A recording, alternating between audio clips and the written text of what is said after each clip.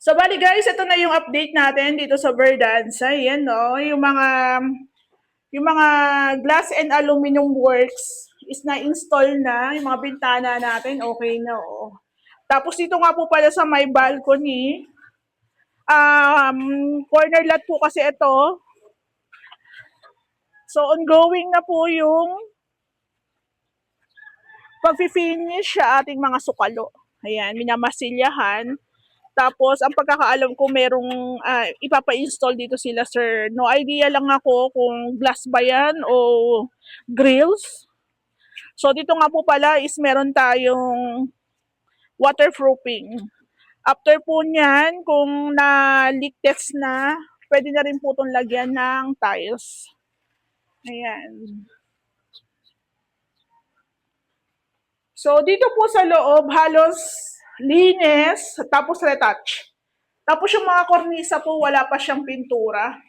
Meron na ba ito sa pintura? Kornisa? Meron na? Ayun, meron na pala. So, yung mga pinto, pwede na rin po yan i-install. Ayan. So, ayan guys.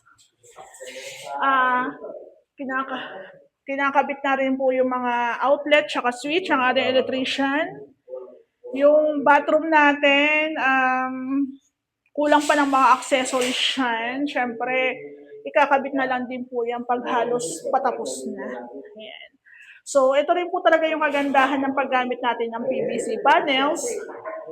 Let's sa pintura, mas maganda pa siyang tingnan. By the way, ito po is plain lang. So, mas maganda plain lang. Ayan po. So, yung sa tiles naman natin, ang ginamit nila dyan is 60 by 60 na wood design. Tapos ito pong hagdan natin, na dating kahoy, ngayon is semento na dahil binuhusan. Pero alam ko kahoy din po yata ang ilalagay dito. Ayan. So ito po, konting finish na lang to, then pwede na natin ipatong yung kahoy na bibili ng may-ari. So ito po, tatapusin na rin po yung ating hagdan, yung handrail. So babalik po dito si Kuya Bok. So ganyan, malapit nang matapos. So usually pag ganyan patapos na po, ang naiiwan na lang po yung ating tile setter, yung ating pintor, yung ating electrician para ikabit po yung ibang mga accessories. So, yung iba pong mga pinto, hindi pa yan pwedeng ilagay dahil magta-tiles pa po dito. So, ayan po ang itsura ng ating Verdanza. Yung bathroom po natin, patapos na. Ayan, o diba? Patapos na rin po ang ating bathroom. So, napakalawak na lang ating Verdanza project. Yan.